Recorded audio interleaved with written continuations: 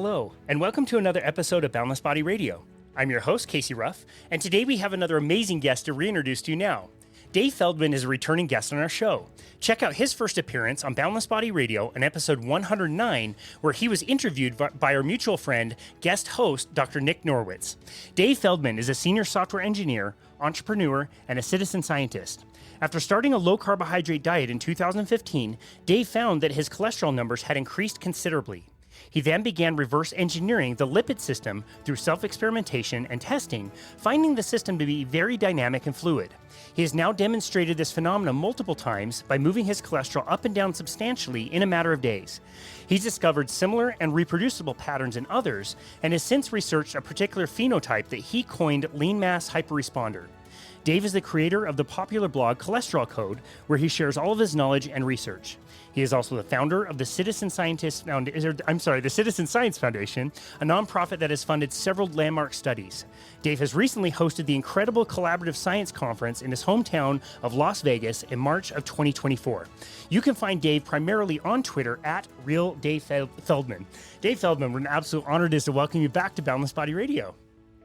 Yeah, thanks for having me on, Casey. It is such an honor to host you. Like I said, it was amazing to have the interview that we did with Nick, and he primarily took point. I'm excited today to be able to ask you a few questions about your history and a few special moments kind of in your life. People that like the musical Hamilton might be thinking of the room where it happened. I think of these different rooms and presentations of, places I've been that I've been able to learn about your research. It's just absolutely special times. And the one that I really want to start with is the most recent one, which is the conference that you just hosted. I know you have gone on a much needed vacation since hosting the conference. I just have to say, what a special event. That was incredibly done. Now that the dust is settled, how are you feeling about how it went? Oh, I've said this many times. I'll just say it again. It went better than we had business for it to have gone. It was for it being our very first time. I mean, first of all, I have to pass the vast majority of the credit on to Sharon Del Pilar, who is Mrs. Dave Feldman. She crushed it, and to be fair, she is a pro in the business. She's done. She literally works in this field. But that said, she'd never done nor had I ever actually organized a conference. There's of course a lot of moving parts, a lot of people you got to curate and so forth. But there was some things that I always was saying that I'd want to do differently if I were to ever have a conference. And I'm thankful that I was able to hit a bunch of those. For one, I wanted to help other would-be people like myself. I got kind of the chance in 2017, props to Jeffrey Gerber, who went ahead and put me in like one of the last slots on a Sunday, as low carb Breckenridge was winding down. And it was great because that was my shot to get the research out at that time. And I wanted to provide that kind of opportunity, literally build it into the conference. And so, as you saw, we had not just featured speakers, the speakers you are used to at a lot of low carb conferences, but specifically, we saved a lot of slots for citizen science speakers. And so they had 14 minutes to, give us where their research is, their new insights, their stories. And it was kind of a risk because you don't know what they're going to bring. You haven't seen them in other venues necessarily. But I'm going to humble brag here. I think it went off really great. People really liked all the talks, including the citizen science speakers. And I think it went off, like I said, it went better than we had any business for it to have gone, given just how new we were to this and how many chances we were taking. I've asked several people if it felt like the first time that this conference had been held. Universally, everybody was like, no, this feels like a conference that had been held 5 or 6 times. I absolutely love that you use the Wova app to help set the conference. That helped me to reach out to people before the conference to ask them what their expectations were before going to their very first low carbohydrate conference. Everything went super well. Who were you most impressed with as far as the citizen scientists and the topics they talked about? Oof, you're asking me to pick one of my favorite children. There was so many good ones. I will go ahead and concede of the ones that were standing out in my mind. Of course, I like Darius's talk a lot. I loved Matt Bazuki's talk, which is up. The last one I put up was Jessica Apple's. Just phenomenal. I mean, what a oof, like get you in the feels, right? Just I really do think that as much as we need to put together the strong data so that we've got it in the literature, we've got those hard numbers, there really is something to be said about that human connection and hearing just one person talk about their whole case and presenting it live and really bringing it forward. And I felt like Jessica exemplified that like so well. She really, and she had flown 27 hours to come give that talk, and that is some incredible dedication. And I thought she just killed it. She did fantastic. Yeah, and she's so humble. I talked to her afterwards, and she was like, "What did you think I did? Okay, like did I do all right? Like, yes, you did amazing. Like, Yes. everybody was talking about it. It was so good. Oh man, we did have one awkward moment. Like me, I was sitting next to our mutual friends, Dobbin. So me, Matt, and Robin, we've done several of these, and we were sitting front row. And there was one speaker that went a little bit past his time, and then kept going a little bit past his time, and a little bit past his time. And for us in the audience, that was so awkward. We wanted to just like crawl into our chairs in that moment. Everything else was great. All the other talks were great. The community was excellent. It took me longer than it should have to make the connection, because I saw a group of people that were there because of concerns about cholesterol, and then mental health was also this like almost separate thing to me, that there's so many people here for mental health. And then like I realized, well, of course they're all here for the same reasons. They're people like our good friend Robin, who is here because of both reasons. She has to be very low carbohydrate to avoid symptoms of bipolar. And what happens when she does that is a little bit scary, which we'll get into later. But like, I realized there was that really cool conjunction between those two worlds. Yeah, there's to be sure, the reason it was called the Collaborative Science Conference and not like the Low Carb Vegas Conference was it was kind of my broader vision. And the one thing that I felt like I could have done more on was I did want to pull in more folks that weren't necessarily specifically low carb. And that was also the case with the citizen science speakers, is I wanted to be sure that it didn't feel too homogenous in one particular direction. But that said, it is absolutely true that a lot of the folks who follow me and follow my work are specifically interested in the cholesterol connection. And that's also why the one panel I wanted to be sure we had was specific to this work, was the LMHR panel. That too went way better than I thought it was going to go. That was the most recent video that I put out, and by popular demand, because people kept. I thought I'd be putting it out toward the end of the slate of the different talks, and it's been the most requested. People have been emailing me, but like, when's the panel coming out? When's it coming out? And it's because, of course, it's a hot topic. Is if you are on a low carb diet, and especially if you're on it for efficacious reasons, you have a particular treatment that you're making use of it for. It's not just that you're doing it because it's trendy, but you actually are. You're addressing, like in the case with Robin, you're addressing like bipolar, or you're addressing epilepsy, or you're addressing ulcerative colitis, like Nick Norwitz. You have a particular reason, and there seems to be just this one thing that's through the roof, cholesterol. It's literally what the purpose of the conference was, which kind of helps pull me back around to the literally the purpose of this conference was to raise money. It was a charity event dressed up as a conference, but we are taking all of the dollars raised from attendees straight to the next study, to the sister study for the next endeavor. And it's what's neat is we're helping to prove this model works. It does take a lot of elbow grease, takes a lot of work. And again, I have a saint of a wife that would actually go through all of this and organize all of this and also contribute her time. But that's, what can I say? We're going to keep doing it as long as it keeps showing its success. Well, I haven't talked to anybody who wouldn't come back absolutely to that conference. So again, kudos to you, and you well-deserved all the praise and the money that you raised and everything. I think the Saturday morning panel was a great place to kind of make this point. it's Saturday morning. It's Vegas. Everybody had traveled there. There was a time change earlier that week, which was kicking everybody's ass anyway.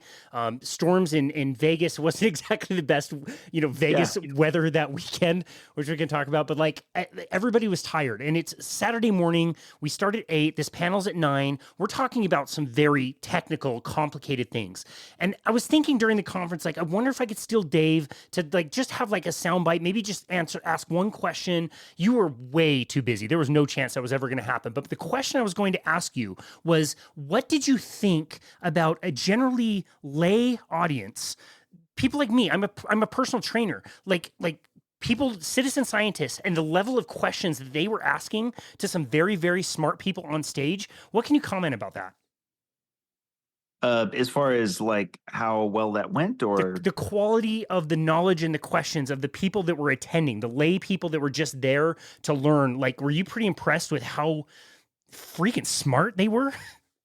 yeah, I was very impressed. It was, you know, I probably I probably would have only tweaked getting the mic out to the audience sooner. The very first question ended up being from David Diamond. You'll see in the video, I actually had sort of the captions over top. That's the only thing that I kind of cringe at, but it's meaningful to me. One way you can kind of know when something went well, especially like a panel, is if you're re-listening to it. Let's say it came up in your feed or whatever, and you're just like, oh yeah, I did kind of want to hear back on this question, or I wanted to know what this answer sounded like.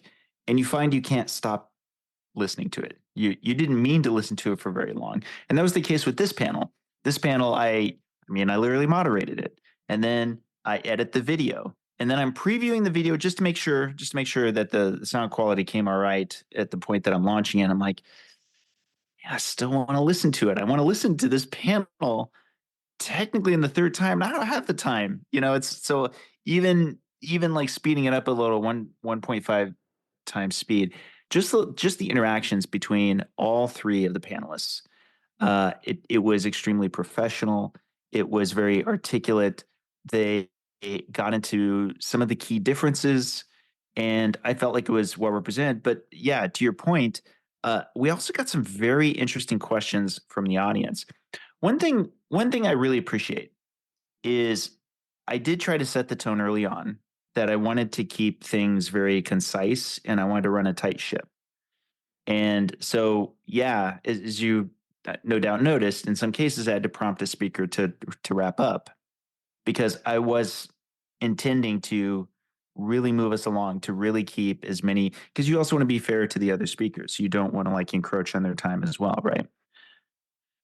However, with that, that does mean that, we're taking less time for questions on a per speaker basis unless they give the balance of time to be able to have that happen.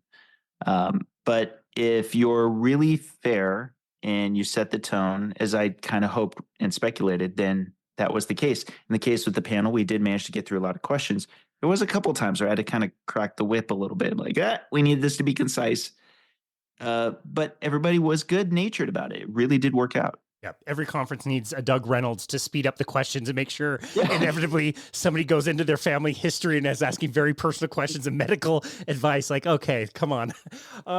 Yeah, that's amazing. I wonder if you felt the way I felt when they had Keto Salt Lake City here in 2022. I had nothing to do with putting it on, but being a resident of Salt Lake City, it was a terrible weekend. So I felt like I had to apologize to everybody around for like, usually it's better weather than this. I'm so sorry. It's like rainy and cold. Like, I don't know why I took it on my own personal problem to tell people sorry about the weather, but did you feel a little bit of that? It was a pretty cold and wet weekend. Yeah, that was the running joke. Is one of my friends at the conference said, he said they'll do anything to stop you. And we both laughed. But yes, I have lived here, gosh, since 2008, so around 8 years. I honestly cannot think of any time in the entire time that I've been here where there was rain literally preceding the conference. So the conference was Friday, Saturday, and it started Thursday, the day before. And you have to understand, if you live here, it's not that rain is unheard of. It's just, it's somewhat rare. And if it comes, it's here for a little bit and then it goes away. Right. So, you might have like a few hours. You might have some overcast with like some drizzles, but it's not. It's like you just waited out a moment or two and then it's out of here. This was unlike, and that's part of why you saw like some pooling of water in some areas, because of course we don't have a lot of drainage or sewage here in Las Vegas of all places.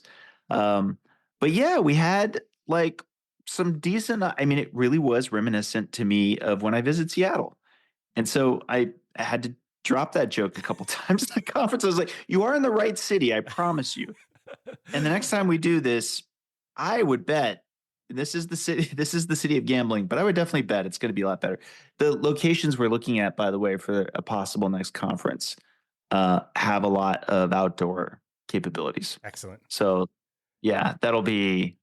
We'll see. And Sharon won't want me to commit to anything, live yet. But Sure. once I have an idea, some of the places have some nice possibilities. I'll Cool. just put it that way. That sounds great. So of course, I'm counting on the weather to be better. Excellent. We're looking forward to that. Sherry, one of the participants at the conference, she won the WOVA, whatever, with the most comments. She was one of the people I interviewed. She traveled from Wisconsin. And as I talked to her like the week before, she's like, I'm just so looking forward to 80 degrees and sun. Like, sorry, didn't happen. That's okay. Next time. Well, you did an amazing job. And like I said, I've been to a lot of these conferences and they're all very good, but this one to me was special. And I think it's one we're going to look back on and say, like, I was there at that first one. So kudos to you. I'm really glad you put it on. I have no idea how much work it takes, but I'm sure it's a lot more than I would ever imagine you probably had thought before you started this endeavor, but really grateful for you. Another kind of related thing you've already mentioned, taking us to a room in Breckenridge. You said it was 2017. I always thought it was 2016. This story is now like low carb legend lore mythery or whatever. Like, tell us about coming into the low carbohydrate space for the first time, and what did you want to communicate with people that very first time that you got on stage? Well, for sure, I wanted to. For a little extra context, the very first conference that I'd ever gone was exactly 1 year earlier, and it was also Jeffrey Gerber's conference, and it was Low Carb Vail at that time. First time the conference was ever held. Jeff will concede a bit of this was also sort of an excuse to have skiing, so he could get like, It was. fellow buddies together, and they could be like, oh, and it's a conference, and there's CME. Oh, and by the way, we have like 2 hour breaks for outdoor activities of who knows what kind that happen to be in Vail, right? Interesting. And when I went there, this was about 3 months in, after I'd gotten my blood work and after I had had 8 blood tests where I was showing the inversion pattern. I don't know if you had seen my earlier talks where I'm talking about that. And I'm like, this is it. I'm going to go to this low carb Vail conference in 2016. And I had my laptop, and this is part of the lore is I'm wandering around with my laptop and I'm looking like a crazy maniac engineer guy who's like, you got to see this. You got to see this. Let me explain, blah, blah, blah. And they did not know how to digest what it was that I was saying. But I kept talking to all the folks, including Jeff. And eventually Jeff said, and here's an interesting fun fact to know and tell. On that weekend of low carb Breckenridge 2017, there was also another conference I had originally intended to go to, and it was the National Lipid Association, the major organization that's specifically connected to the science of lipids, which seemed more appropriate for me to bring my data to, at least in my mind at that time, that would be a place where there'd be a lot greater receptivity. And by that time, I hadn't just had the 8 blood tests, I had 29 blood tests, and I had the energy model, the beginnings of the energy model in hand. And I thought maybe if I just get there, I'll find somebody who will take me on that. Jeff goes, don't bother going to that conference. Come to our conference. I'll give you a slot, toward the end on a Sunday. And yes, when I got there, I wanted to really drive home the point that I don't think can be stated strongly enough, which is that it's not just that lipid levels move up and down quickly in our body. It's that we just never had this situation before, pretty much since we started doing blood work on lipids, where there was a number of people who would intentionally seek to be powered by fat who were also metabolically healthy. So those two things together. Like Atkins existed before, but Atkins was typically adopted by people who were metabolically challenged. They were like really overweight and they were willing to forego the doctor's advice on saturated fat. But if you were a health nut in the 70s, 80s, 90s, 2000s, if you were running, if you were listening to the advice of skip the steak and have a salad, right? And if you're wanting to run, what do you want to do? You want to top off your glycogen stores. You want to do the pasta party with everybody else. Carbs were the way. And saturated fat was, for anybody who just didn't care that much about their health. So here we have the rise of keto right about the time that I'm coming in. And now, as I started writing cholesterol code, I'm sharing my data, other people are sharing it with me. So it was a confluence of many different things that benefited this larger story. I benefited from, for example, social media existing for people having this level of interest and for us connecting. But this phenotype, this rise of a group of people who didn't just have marginally higher LDL, but like me, suddenly, boom, we're in the top 1%. And it doesn't follow what we would have thought. Up until that point in time, we would have thought it'd be the person sitting at home, eating food and not getting anything done, not the most metabolically healthy, particularly the leanest folks. Why would they be getting the highest LDL? So when I went on that stage in 2017, I wanted to not just bring the data that I had, but I wanted to leave open some very provocative questions. I wanted to really tantalize people and get them interested in this journey with me to help figure this out. And at that time, the energy model made the most plausible sense. And much of it's still the case today.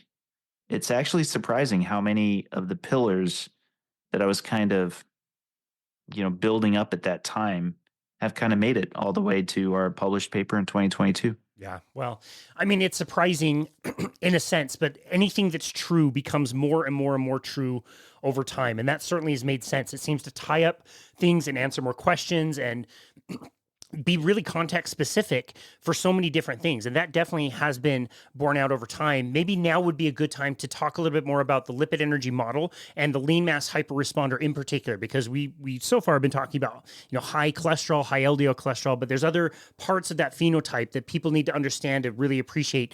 We're not just looking at one thing in isolation. We're looking at a system and a context, which is, again, why you're such an expert in this field with your engineering mind. Yeah. So you hear the term metabolic health constantly in this space. But let's kind of break that out a little bit. So metabolism is the counterbalancing between anabolism, which is the building up of stuff, and catabolism, which is the breaking down of stuff. And if you've got good metabolic health, you're good at building stuff up, breaking it down, but in particular in the area of fuel, right? So if you're not going to be fueled as much by carbohydrates, in fact, if you're bringing your carbohydrates down enough, then your liver wisely goes, oh, my present stored glucose is low to the extent that I want to whip up the fat-based energy stores to be releasing at a more rapid rate.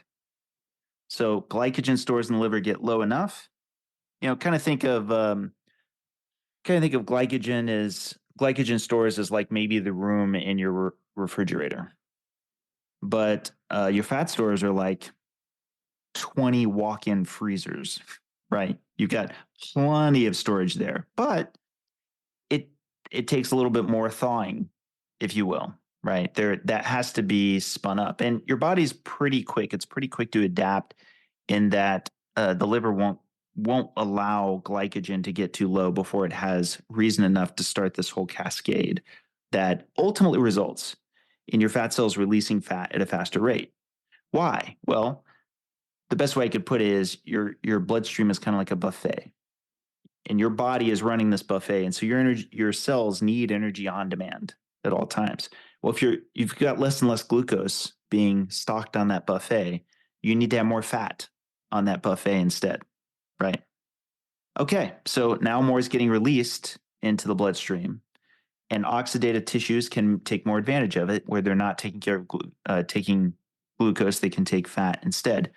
But on top of that, importantly, you need to replete, you need to refill at a faster rate. Those fat cells, those adipocytes, they need to get restored along with more fat fuel going to the oxidative tissues as well. And that's where the liver comes in again, because it's also picking up a lot of that fat that's coming out. It's packaging it onto something called VLDL, very low density lipoproteins. And so the lipid energy model, and here's the part where it starts to get controversial because there's a lot of debate on this part, is we're positing more of the fat's coming into the liver, it's taking up more fat, it's packaging and secreting more of these lipid-rich VLDL. But that's coupled with something else. It's coupled with a faster turnover of these VLDL. So they're barely getting out of the liver before hungry cells are rapidly depleting them of their triglyceride load. And because of that, you end up with both lower triglycerides because of the turnover. And these VLDL, as they're dropping off those lipids, they shrink and become smaller and become the more famous LDL. That explains the higher LDL cholesterol. The cholesterol ride shares with the triglycerides on these VLDL, and therefore you end up with more successive, not just LDL particles, but LDL cholesterol. Lastly is the third component, and it's an important one, but it's a little esoteric, which is the HDL. Why is the HDL cholesterol so high for people like myself and Nick Norwitz and many who are lean mass hyperresponders? Well, because part of that turnover is that as that VLDL is shrinking, it's shedding. It's not just that those lipids are coming off and into cells, but literally its surface components are starting to come apart because when things are getting smaller at that rate, they have to drop off those components. And there are fleets, there are many more HDL particles than there are ApoB lipoproteins in your bloodstream. And they're picking up those surface components, they're picking up the cholesterol esters, and they're forming and becoming larger. So a good way I like to describe it is these ApoB lipoproteins like VLDL, their job is to start large. They have all their cargo from the beginning. And their job is to start large and to get small. Conversely, HDL's job is to come into the bloodstream small and to get large. And it gets large from that turnover. So now let's bring it all the way back to metabolic health. What are the two things we look for that's low-hanging fruit to determine if somebody's metabolically healthy? We look at triglycerides and we look at HDL. So when triglycerides are high, what does that mean? It means poor metabolism because it means they're having trouble putting those triglycerides away. So you've got this fuel that's building up. The buffet line is, it's coming over. And what should be happening is it should be getting put away. So metabolism, in the simplest terms, is an ease of putting fuel away and bringing it back out again. But when it's not getting pulled away because there's a lack of turnover, that also means less that's going into the HDL pool, and therefore HDL is lower. And it flips. If you're metabolically healthy, triglycerides go down, the HDL goes up. Yeah. So what's interesting about this, where the controversy is that it's very difficult for me, even with advanced lipidologists, to bring to their attention the idea that they're literally, that the lipid energy model is positing a higher secretion rate of these VLDL, these triglyceride-rich lipoproteins, because from their perspective, it's static, that the turnover is the same, whether you're powered by fat or not. And we definitely arguing differently. I'm saying no, the turnover is faster because you are powered by fat. You do have greater turnover. And by the way, this is why it gets all the clues just kind of fall into place. One of my favorite examples is if I was trying to manufacture lean mass hyperresponders, I wouldn't just get people who are lean. I'd get people who run at a higher rate cardio-wise, because your heart muscle cells, cardiomyocytes, they love triglycerides coming off of VLDL.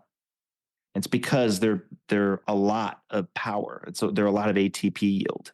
A triglyceride is around 460 ATP, whereas a beta hydroxybutyrate is around 22, and a glucose molecule is around 34 to 36, something in that neighborhood. But triglyceride is 3 fatty acids with a glycerol backbone. Average-ish is around 460. And a VLDL leaving the cell, guess how much it has on board? How many triglycerides it has on board? I've heard you say this number before. What, 4,000 or something? 10,000. 10,000. So 10,000 times 460, you've got massive amounts of ATP yield. It makes total sense. And this is why I think it makes sense when they do things like they selectively delete lipoprotein lipase on rodents in rodent models. They have heart failure. They cannot compensate enough with non-triglyceride fuel, Wow. with non-ApoB lipoprotein delivered fuel. They need it because that turnover is so crucial. Interesting. That is super well explained. We've had Dr. Adrian Sotomoto on our show several times as well, and he's explained kind of this next part and how you guys determined the cutoff, or how it was determined. It wasn't really determined by you. According to him, it was kind of a computer model that picked the cutoff, which was very interesting. When we're talking about lean mass hyperresponders, we're talking about these people where we see the greatest elevation in cholesterol with people that are also the leanest. You've kind of alluded to it already, but can you explain exactly that correlation, that part of the equation as far as the lean mass hyperresponder? Yeah, well, and actually, just to finish on your point with Adrian, yeah, this was one of the most exciting things. Is my first go around and working with him was on the LMHR paper, and it was great because I was up front and have been this whole time that the lean mass hyperresponder phenotype, those cut points were chosen by me, but from pattern recognition. It wasn't that I just kind of went, I think it should just be these. No, it was for me seeing it enough times. And then when Adrian used a machine learning model, the cut points were surprisingly similar to the LMHR cut points, right? I would have been fine, by the way, if it was called something else. Now it's kind of too much in the zeitgeist, so there's not. I don't hate that, but by the same token, it is ironic, I guess you could say. So yeah, getting to the leanness component. So we can go back to the very same analogy I was using before. If you are stocking a buffet, right, and you're pulling from adipocytes all around your body, your fat cells all around your body, but now your fat mass is lower, so the stores are lower, but your lean mass is higher, so the demand is higher to get to that fat. Well, if I'm like, say, working out just my right arm over here, right? Am I pulling out fat only in my right arm? What do you think? I get that question all the time. People want to do as many sit-ups as possible and lose weight around the belly, and unfortunately, it doesn't work that way. Yeah, what can't I just, like, get this one arm not only ripped in muscle, but also for the fat to just like go down to like nothing? One would hope. No. Yeah, the as I like to joke, muscle is very capitalist. Your fat, your adipose tissue, it's very socialist, I right? like that. So you will absolutely build muscle where you put in the work for it. But your fat is broad-based, global, systemic. And so if I'm working out my arm like crazy, the more I'm working out my arm, the more my body is getting the signal to release fat everywhere. And so the adipocytes are getting signals. We won't go into all of them, but there are signals that are sent out. If you get really bored, start looking into A and G PTLs. But I'm going to get your audience glazing their eyes over if I do. I'll just say there are tissue-specific signals that are saying, hey, release more fat now. But here's the irony. The irony is if you have less fat mass to work with, that means you have to replete it at a faster rate, right? You're pulling more out of storage, sure, and more is getting used by the muscles that are in demand. But that also means that you need to restock them faster. And you can flip that script. What if you have plenty of adipose mass? What if you have lots of fat cells with lots of fat, right? Then you actually don't need to turn up the faucet that much. It doesn't take much, just a little bit of fat coming out. And that's why it makes perfect sense why we wouldn't have seen this phenotype until recently, because those folks who were going from, like, say, a BMI of 33 down to 27, they actually might see their LDL even go down. Why? Because they're getting more metabolically healthy, but they're not actually reaching a level of metabolic health that's typical of where that exchange starts to take shape. And you can actually see that change up, right? Conversely, as you go from, like, say, around a BMI of 24, presuming that it's healthy fat to lean ratio, as you get leaner and leaner, as you get to the Nick Norwitz level, boom, LDL goes higher, higher, higher, higher. And sure enough, when he has published on this before, as he gains weight, his LDL goes down. And it's the same with me as well. I literally went on an experiment in 2018 where I intentionally gained 19 pounds. And my LDL went down to where it was before I went on keto. Wow. Was this a different experiment than the white bread and processed meat experiment, or was that the same? No, it's a different experiment. It was, I want to say it was April into the beginning of May 2018. Gotcha. And I'd gone on a mixed diet. So that also, I knew these would all pull the levers. But then, the white bread and processed lean meat was 2.5, 3 months later. Gotcha. I'd been keto by that point, and that was kind of like the first iteration. Yep. Gotcha. Okay. Thank you for laying the groundwork there. I think that's very, very helpful. And it starts to progress down the road to where you can ask different questions, more interesting questions, things that we all want to know about. What does this pattern mean? And that takes us to kind of where you were conjuring up this study. How could you study this in a way that would be very meaningful to show what you're explaining, but also show that, is this pathological, or is this the way the mechanism is supposed to work? Is this completely normal? And so tell us about how you decided to study this and what components you thought were most important for that. Yeah. So what you're getting to is that you could almost say that there's two questions I've been exploring this whole time. Question number one is the one we mainly talked about just now, which is the mechanistic one, the why. And the why is a great and interesting question. It's also easy for me to do my own N of 1 experiments to help elucidate and learn about. The second one is the tougher one. It's the risk. I could even be right about this, but is it still risky to just have high LDL? That is not easy. It's easy to understand what the data mean once you have it, but getting the data is very time consuming. It's very expensive. It's very hard. And so in 2017, when I'd written for the first time about the lean mass hyperresponder phenotype, I started having some more serious stories reach out to me. You mentioned Robin a little bit earlier, for example. I had really only known a lot of folks who were just kind of in it for the curiosity, but like me, they had the cheat codes. They could, step off of it, maybe not be keto, but be low carb-ish.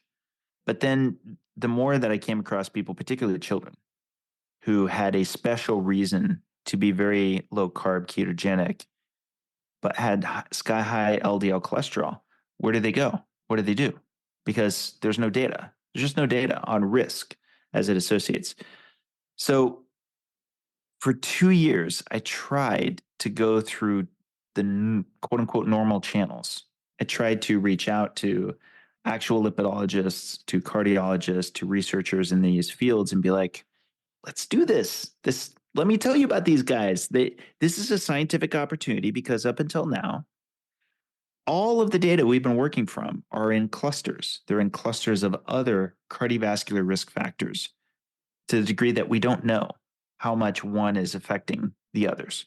We just don't know, right? And the lipid energy model kind of hints to why it may be that we're overstating ApoB in its independent causality, and that indeed it may be possible that where LDL and ApoB are increased due to actual metabolic fat adaptation, that it may not have that associated risk, right? But again, over and over again, I would emphasize this is a hypothesis. Don't take it to the bank. Let's just get real data. So finally, 2 years later, after trying to knock down everyone's doors, I took a chance that I'll just say, Casey, I can never say this enough times. I really had no idea. I'm sure in hindsight, people were just like, "Oh, Dave just keeps like charging forward with full certainty, and that's how he keeps." No, I really had no clue, and so I started building the Citizen Science Foundation before announcing it, spending a lot of money so that the lawyers would cross the T's and dot the I's, because I knew this. I knew if I was going to do this, I had to go all the way. Because of course, if the data did show that this was a low risk population, then of course it would be highly scrutinized. I would understand it getting highly scrutinized. So we had to do it the right way from day one. So I made it a bona fide public charity, which is not easy, just telling you. For anybody thinking about doing it, just do GoFundMe unless you really want to go this far. And then I went on a Houston stage, Low Carb Houston. Thank you, Dr. Nadir Ali, to make that announcement that I was starting up this charity. I was going to try to raise the money to just do this study ourselves. We'd find a research center. We did in Lundquist. Thank you, Dr. Matt Budoff, for taking it on and being the principal investigator. And yeah, we kicked it off. We would have gotten a lot further, a lot faster, but this whole like pandemic thing came up. Never heard of it. Really, yeah, spoiled the party for us. Like rain in Vegas. Well said. And just to get an understanding of this as well, Matt Budoff, I was not as familiar with him. I know he's a big deal in cardiology. I was not as familiar with him. Is that because he's not necessarily a low carbohydrate guy? He's more in the cardiology space? Correct. It's interesting because you only get to know these things after being in the space yourself. Even though he is a board certified lipidologist, he's very much a scan researcher. Like he's so deep into CT angiography and coronary artery calcification going way, way back. I mean, like 30 years ago back. And he was perfect in so many respects because he didn't really have so much of a dog in the LDL fight. If you listen to his prior talks, his interviews, it's hard to actually kind of tell where he's at. For good reason, because he really does like to just go off the data he has in hand. So more recently, even before our data were coming in, both himself and Karam Nassir were very upfront about a lot of this recent data as shows the association of CAC and what's known as the power of zero. Karam speaks about it all the time online, which is that if you have a zero CAC, that's a coronary artery calcification scan for, I'm sure you probably talked to your listeners about it, but I'm more bullish on it than I've ever been. It's not quite as good as a CT angiogram, which can also see soft plaque as well, but it's strikingly correlative, more so than I thought it was. And one of the biggest studies that really shifted my opinion much more so in that direction was out of Denmark, and it had 23,000 symptomatic patients. So to kind of set this up for you a little bit, because they've got a socialized healthcare system there, which is great for science. Basically, everybody who got referred to get a CT angiogram between 2008 and 2017 in Denmark, all of them, they ran this analysis between how much the CT angiogram data matched the calcification data and how much that also was impacted by the lipid data. How much did, for example, high LDL associate with cardiovascular disease outcomes? And if you had an LDL of 190 or higher, but you had a CAC of 0, it was not very predictive at all compared to virtually any other level, right? Now, I will caveat, and I'm sure they would want me to caveat as well. If you did have a positive CAC, situation changes. And so folks like Matt Budoff and Karam Nassir would say, oh, but if you do have disease, then you should be taking steps on it. But if you're a patient that's already kind of pushing back, and I've straight up asked them both, is it all right if I just relay what you have said, including in these presentations? That's their opinion. But that is a controversial opinion by like a lot of people in the lipid side of the fence that would say you should never have a high LDL under any circumstances. Even saying, hey, I have a high LDL, now I'm going to go get a CAC. Oh, the CAC is 0. Is that good enough for you, doctor? Again, they wouldn't say, well, that's the end of the road. They would probably say, okay, but let's, do another scan in like 5 years, something along those lines. But that still is important because it shows how the data that they themselves worked on and that they've helped to assemble, and that they're further influenced by with these other papers, that has informed their opinion, which is data driven in that respect. And so that's exactly who I kind of want as, the principal investigator for our study. Somebody who I feel like is going to go where the data takes them. Perfect. Yeah, I could tell as he was talking, like he wasn't against low carbohydrate diets. He was definitely reading the room and knew who he was talking to, but you could tell he wasn't, a low carb guy. So, okay, I find that all very interesting. Fast forward, another special place, special room, Low Carb Denver 2023. Dave Feldman gets up on the stage with preliminary data, a starting point of where this study is going to start from.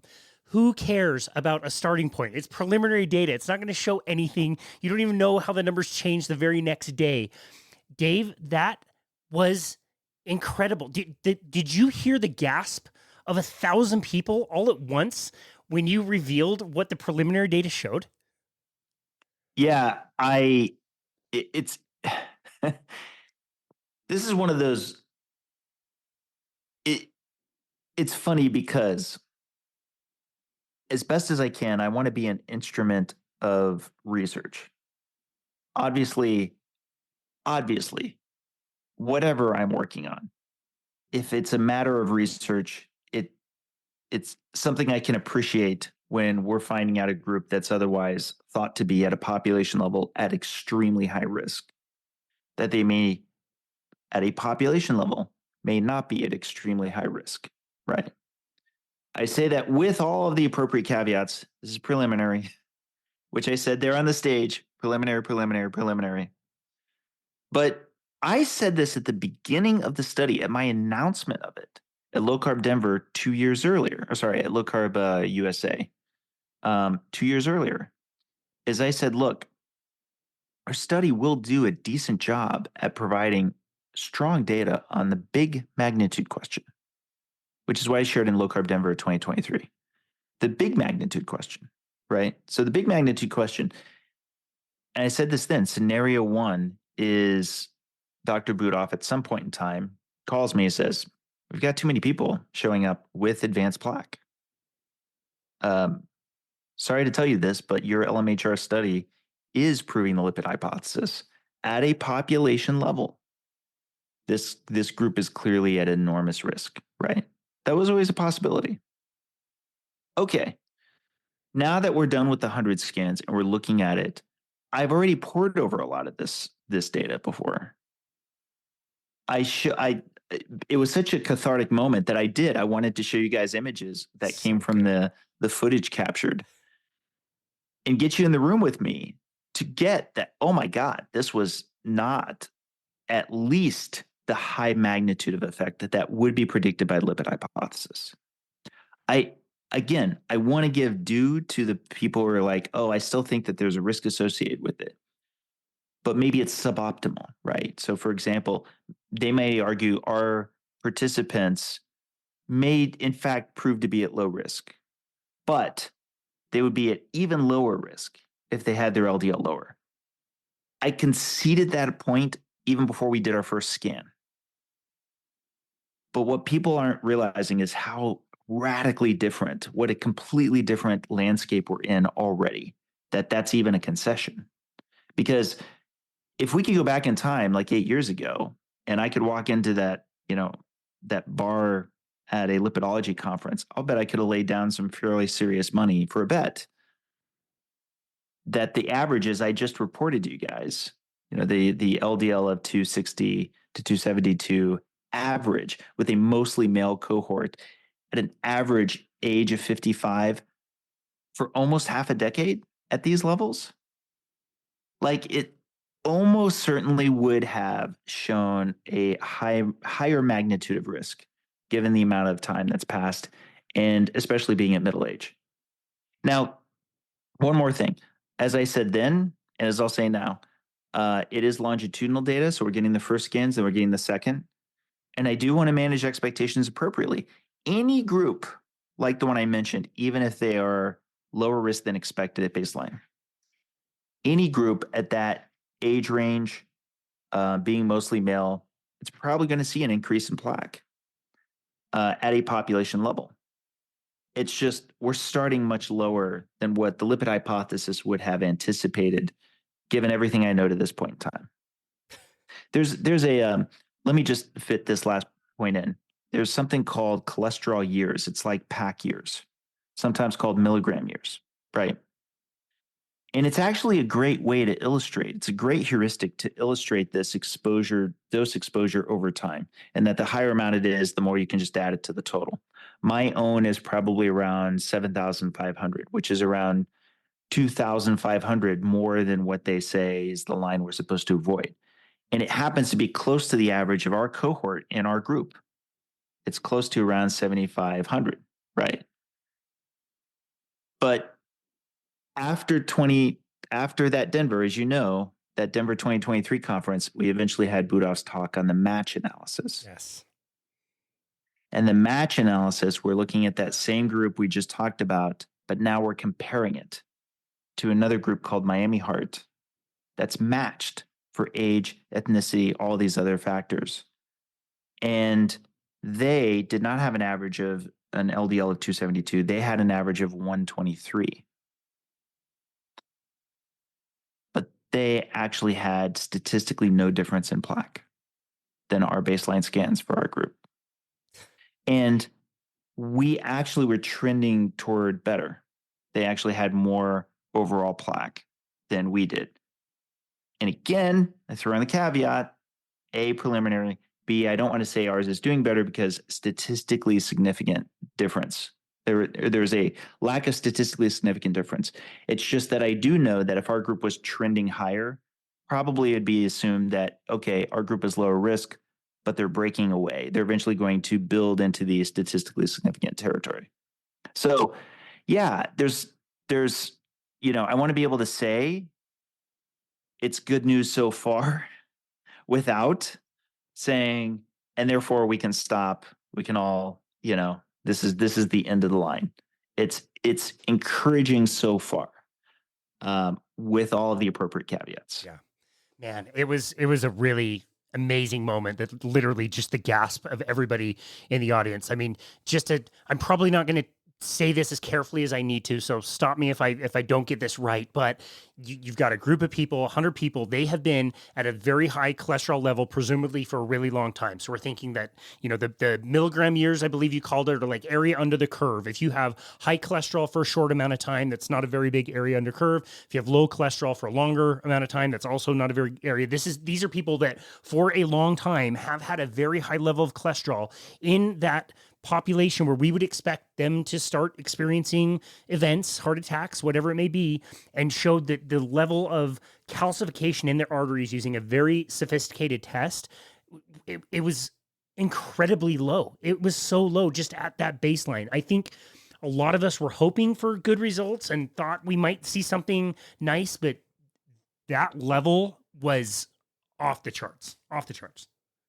Yeah, it would. So my research partners, and this would include Dr. Budoff, would say it wasn't a long time, in that it'd be like 4.5 to almost 5 years. For me, it was long enough to appreciate how I could then look at it against the magnitude question. That's why I keep calling it the magnitude question, right? If you're, I'm comfortable giving detractors their due over and over again on the suboptimal question that ours is not going to be a good study to answer the small granular difference question, particularly when we don't have a control group that has longitudinal data. The match control with Miami Heart at least gives us a snapshot with cross-sectional. That was a huge deal to me. In fact, I think I stated this at Denver. My own excitement level kind of shifted because I'm actually being able to compare it with another group was a huge deal to me, because being able to compare the scans to themselves, that's great. But the thing is, I already know that our group is probably going to look better than any other longitudinal study that's already been done. But detractors would have a point if they were to say, yeah, but you've only done studies on, there's only ever been longitudinal studies done on high-risk groups. To which I would say, by the way, that's a big problem with science, period. I'm really so vocal about this. We really have to just invest more of our own money, public money, into doing research on healthy populations. So we have a built-in control for everybody. Anyway, I get on my soapbox about this. It's silly to me that we keep extrapolating from populations that are compromised to then come up with what are supposed to be our normal levels. Like that's just ridiculous. Anyway, but yes, past the cross-sectional comparison, we'll be able to have the longitudinal. That one is getting worked on right now. Again, I don't know the full data until the breakout's done, but I do want to caution everyone to be mindful that it's almost certainly going to be an increase. To put it another way, give me any population that's average age 55 and mostly male that's not going to have plaque A and B, that's not going to have any increase of plaque at a population level. The question is back to magnitude. Is it a big magnitude or a small one? And unfortunately, without having a healthy control that also has longitudinal data, we only have that cross-sectional. Yeah. But we will potentially get another cross-sectional with the second set of scans with Miami Heart. That part's getting worked out right now. But yeah, I mean, look, you still have to go one step at a time. I already know what the math says. The math says if you go by the lipid hypothesis as stated, then we should be seeing the Brown and Goldstein effect with our cohort, because their LDL, their cholesterol years well exceed those of what Brown and Goldstein were looking at in the 70s. And this includes also the children that I've seen, homozygous FH children in the recent study against their cholesterol years. I've done the math on that one as well. So we're into some very different territory now. Wow. It's phenomenal. I was really just about to ask you if you could reveal the 1-year data here on Boundless Body Radio. Breaking news. You have it all ready for us. You heard it here first. That's not going to happen today, I understand. Too bad. Yeah, it's not just that. We want for all the major releases on the published data to be announced by Dr. Budoff. He is the principal investigator. It's ideally him or potentially like Ned Karam Nassir or somebody high up in that level, because it again gets back to the importance of it coming from someone like them. Yep. Well, It's very exciting stuff. We'll continue to wait for that data. Again, we want to make sure we're managing expectations. Like you said, any population that's aging should have more of those plaque buildups and things that we can observe. So it's just really interesting research, and just the way that it started was absolutely phenomenal. And I love that you have other ways of getting this information out. Not only are you very active with your website and with Twitter and trying to push this message forward, but you're also, and at the conferences as well, but you're also doing this documentary, which we got to see, I think it was an 8-minute preview of at the conference, which was really, really good. Again, I'm really great friends with Robin and Matt. You were able to go over to their house and spend some time. I just talked to Matt about how special that was for him to be able to see you and have dinner with you and hang out and get that footage. Tell us what you can tell us about this documentary and what your hopes are for this. Yeah, exactly what you said. A lot of this is just getting the message out. I want to say this delicately. Let's just say this research isn't exactly being welcomed with open arms, I guess you could say, in the scientific community. And I don't want to suggest that there's a grand conspiracy so much as there's just kind of let's just say there's a direction the wind is blowing, and we know we're kind of working against that, right? But that said, I'm just extremely thankful to have Jen Eisenhart, who's heading up this whole project, and we started filming, which included, as you noted, Low Carb Denver 2023. That was one of the first things, and I'm so glad we caught it on film. But it's also caught a whole bunch of story beats, including a lot that I've not been able to share. That's going to be really interesting once it can finally be seen on film. And principal photography is nearly close to being wrapped, and then it heads into the edit. The edit's a long process, but it's been pretty exciting. I will say it's that 8-minute clip you're talking about that we got to feature at COSI. You have to understand, whatever you might imagine it's like to be filmed for a documentary, I can tell you it's not that. It's whatever I imagined it was going to be. There's a whole lot of filming, there's a whole lot of staging, there's a whole lot of doing stuff, and you get to the point where you're just exhausted all the time because it's always like an extra layer onto the things you're already doing, including, by the way, for the conference. For the conference, I had to, of course, keep turning over the MC role while going and doing 2 different interviews, because that was the one time where we happened to have people there. It was one time it worked out for the budget, right? But then finally getting to see that teaser piece was super satisfying, because it's nice when you're watching something, you're like, oh, I would actually want to see that myself. Like, it's kind of surreal because you feel kind of removed from what you're watching, even if it's you.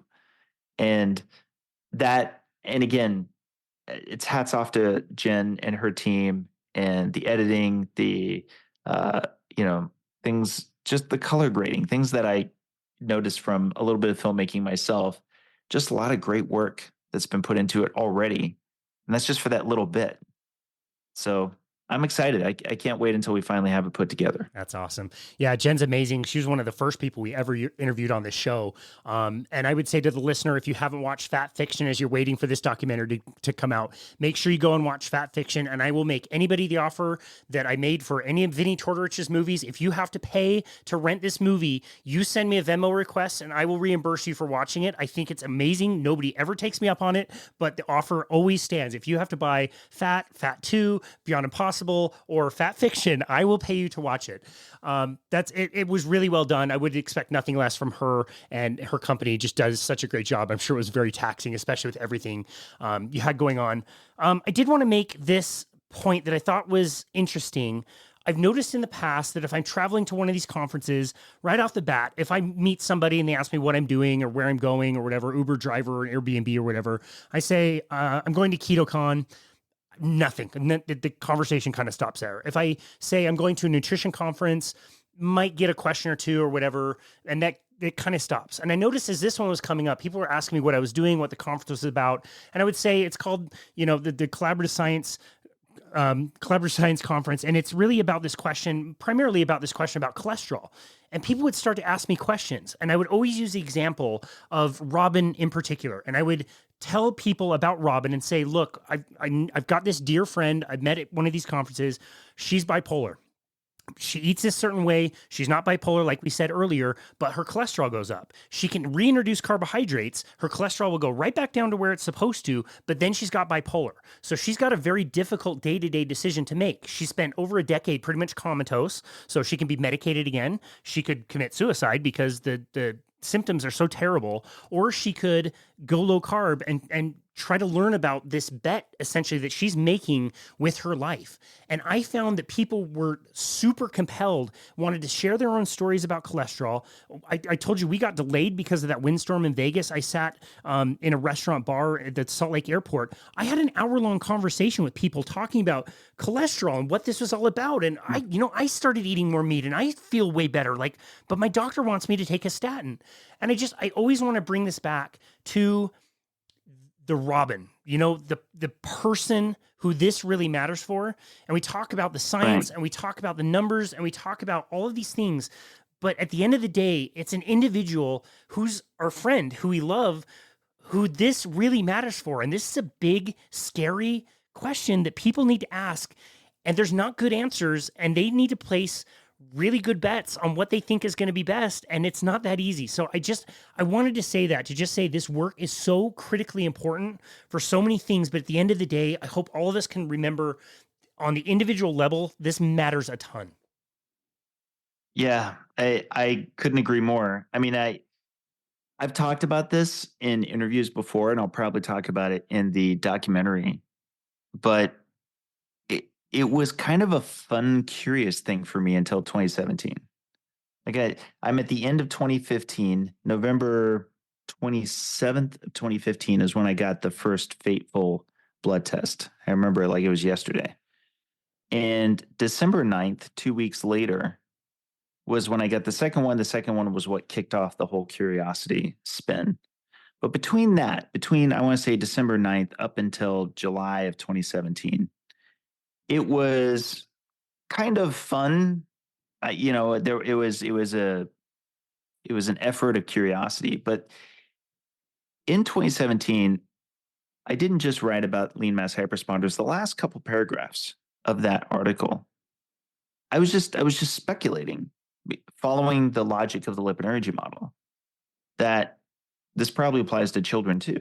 Makes sense. They're metabolically healthy, typically, starting out that way. So, there's a decent chance if they're also kind of lean, I might see that. But people hadn't been sending me a lot of labs from children until that article came out. It's like a bomb dropped. It was all these different people were like, this is me. This explains me.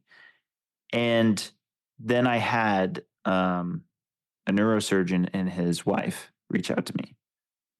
And they had a daughter, very young daughter, who was epileptic. And she was thriving on keto. Her seizures were way down. Her energy levels were way up. But the pediatrician pushed back. They were like, these cholesterol levels are unsustainable. You cannot keep her going at these levels.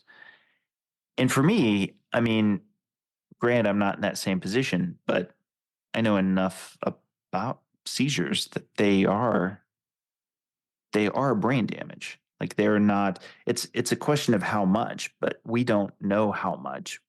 We just know that it really is a very serious condition, to the extent to where, yeah, I mean, this is literally the origin of the Charlie Foundation, right?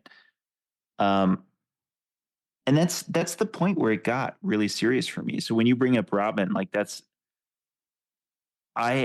when I went and interviewed her for the documentary and I got to meet her family, I couldn't help it. I got a bit emotional because I've had a friend, and in my mind, I thought it was like long past. It was just, it'd been a long time since what happened, but he was struggling with bipolar his whole life.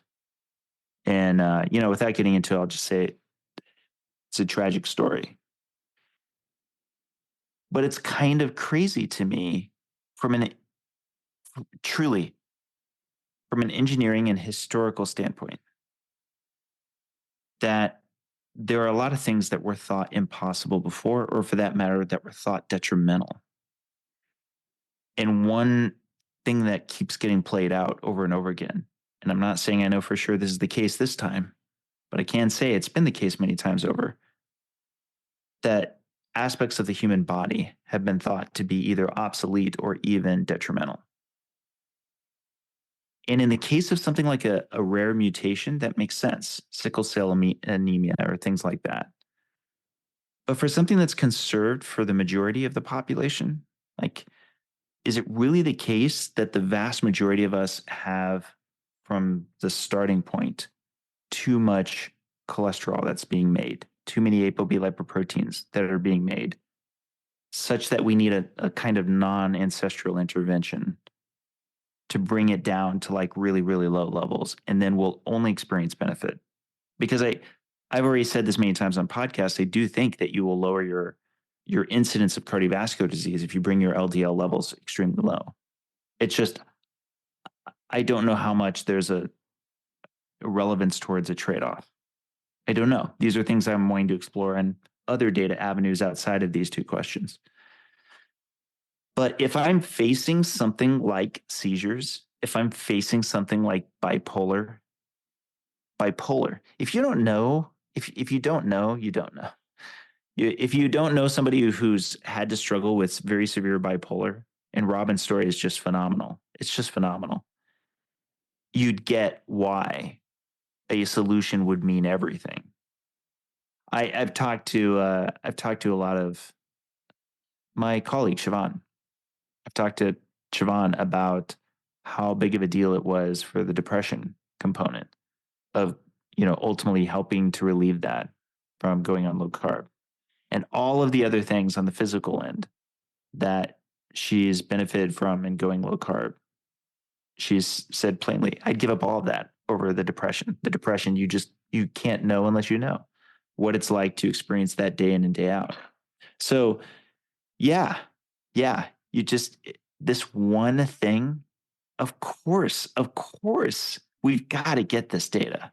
We've got to find out. And if it's true, if there's folks like Nick Norwitz able to work with his ulcerative colitis and be on this diet and yet maintain LDL at these scary, crazy high levels, but not be at the increased risk, my gosh, I really want to get that data as soon as possible so that he can know, so that I can know. Wow. Well, we've hosted Robin on the show and got her to tell her amazing story, and encourage anybody to go check that out. But recently I was able to interview Matt and hear his story. He's a little bit more shy and doesn't do a lot of podcast appearances, but I got to ask him that question. Like, it's one thing if you live a certain lifestyle, you have your certain data on yourself. You do whatever you like. It's your life, it's your risk, but this is your person. This is the one person you love more than anybody else.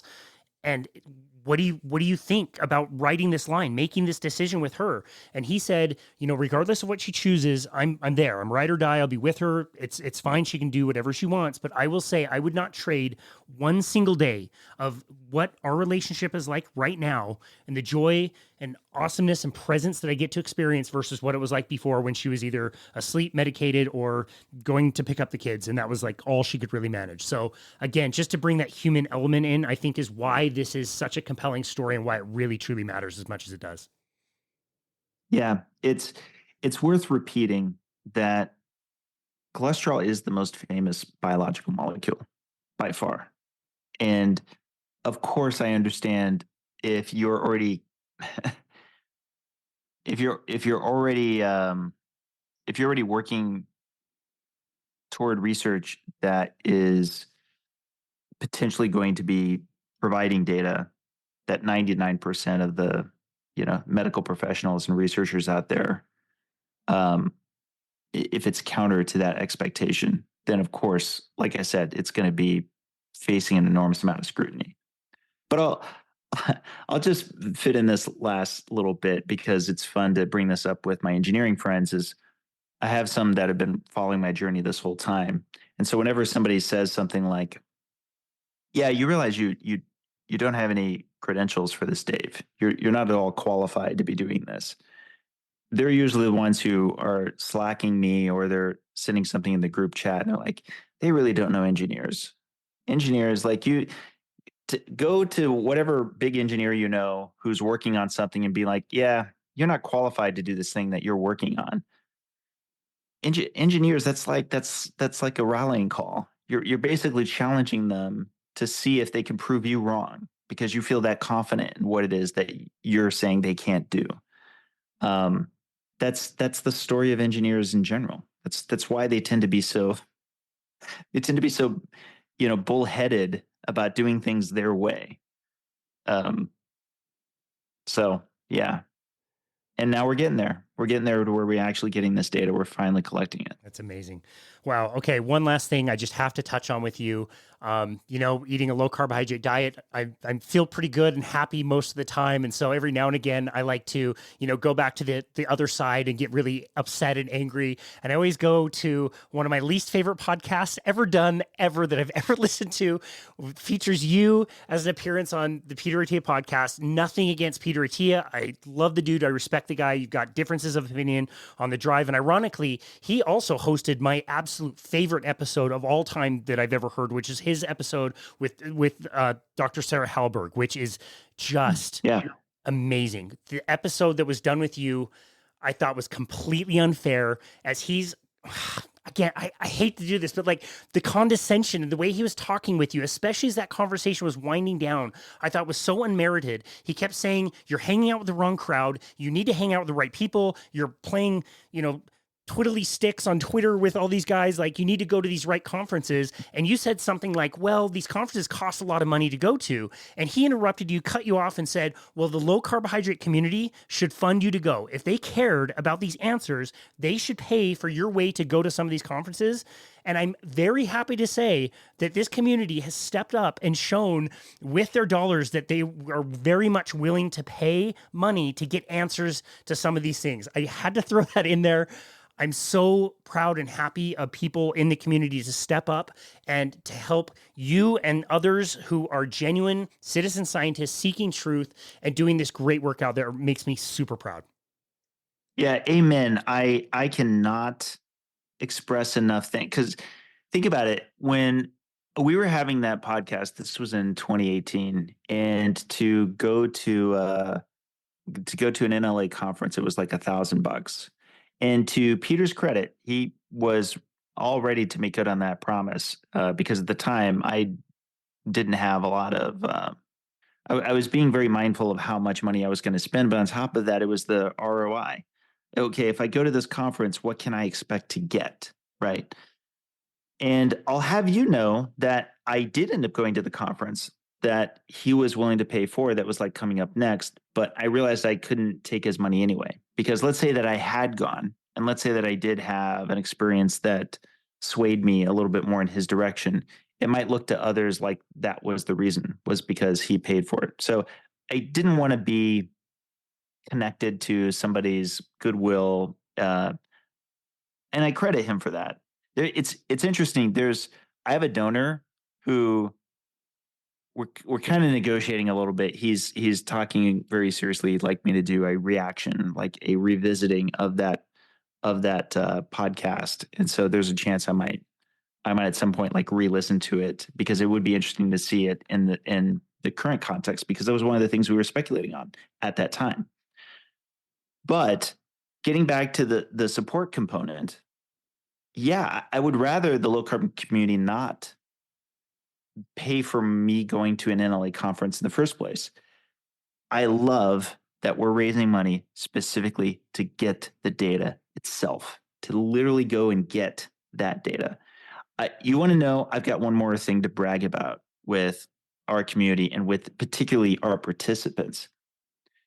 They told me up front, you've got to be mindful that you're still going to have probably 15 to 20% drop off of participants. It's just typical of all studies, right? And I remember thinking at the time, I was like, dang it, I really wanted to get to 100 though. I specifically want 100 participants. So even one participant dropping out, I should have tried to make it something more like 110 or 120. And man, am I excited to tell you, we didn't have a single participant drop out. Not one of the 100. I'm not talking one of 10. I'm talking of 100 participants. All of them got their second scans. All of them flew it the first time for their first scans. They all got their second scans. And I can never state enough. That's how serious this citizen science movement is.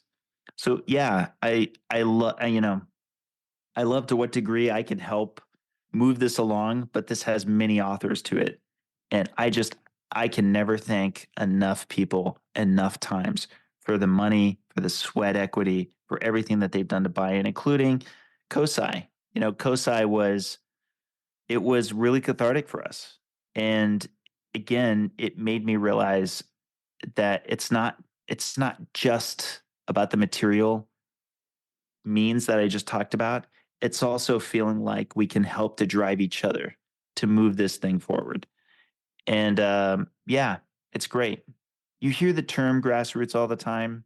It's used so like loosely. This is the real thing. This is grassroots. This is the wind is not blowing behind us, right? We have to assemble in the way that we are to make this thing happen. And props to the community that really is pulling that weight. Amazing. Special stuff, man. Dave, you've been incredibly kind with your time. Just so grateful for you and all of your research, and to be able to put on the conference was incredible. All the what this research is going to mean down the road. It's curious to kind of think about what the implications could be, and we're not there yet, but it's cool. It's cool to think about. So, man, it's such an honor to host you on the show. Tell people where they can go to find you and connect with you and your work. Yeah, of course, I'm very active on Twitter/X, Real Dave Feldman. That's also my socials for Instagram and for YouTube.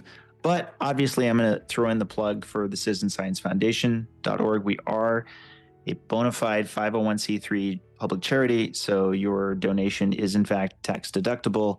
And of course, thank you for your support. COSI was to raise the money for the sister study. We still have a ways more to go.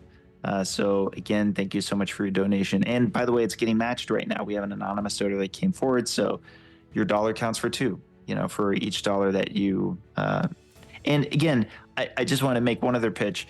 It literally is a 0% admin overhead. I think we ran the numbers. I think only 5.67% is taken out. It's only for third-party services like credit card processing, like with DonorBox and with Stripe. But we literally take nothing at all. It just goes straight. It's like a tunnel that goes straight towards the research. So yeah, hope you don't mind making the extra plug. And of course, you can check out Own Your Labs. Own Your Labs is our blood testing service where you can order privately, and a portion of the proceeds go to Citizen Science Foundation as well. Yeah, we didn't even get to talk about that at all, but the way you've been able to kind of subsidize that cost for people is just remarkable, and that those numbers can be used for research down the road is pretty cool. So Dave Feldman, again, thank you so very much for all the work you're doing, and thank you for taking the time out of your very busy life to come on our show today. We really appreciate you. Yeah, thank you for having me, Casey. Absolutely. And this has been another episode of Boundless Body Radio.